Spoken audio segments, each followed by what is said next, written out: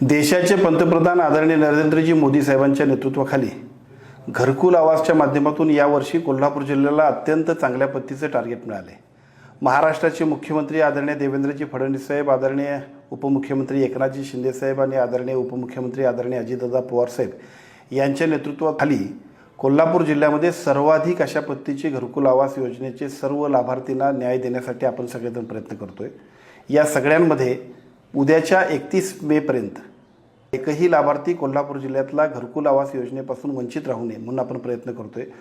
सर्व ग्रामसेवक अतिशय चांगल्या पद्धतीने प्रत्येक गावागावामध्ये काम करतायत। माझी सर्व नागरिकांना, विशेषतः सर्व लोकप्रतिनिधी, ग्रामपंचायतीचे पदाधिकारी, सदस्य, सरपंच महोदयांना सुद्धा विनंती आहे की आपल्या प्रभागातील, आपल्या गावातील जे लाभार्थी असतील की जे सगळे लाभार्थी 31 मे पूर्वी या सगळ्या लाभार्थींची नोंद घेऊन घरकुल आवास योजनेमध्ये त्यांना मंजुरी द्यायची आहे।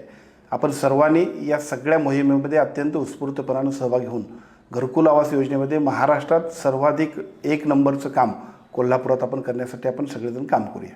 नवनवीन अपडेट्ससाठी डिजिटल कोल्हापूर चॅनल फॉलो करा।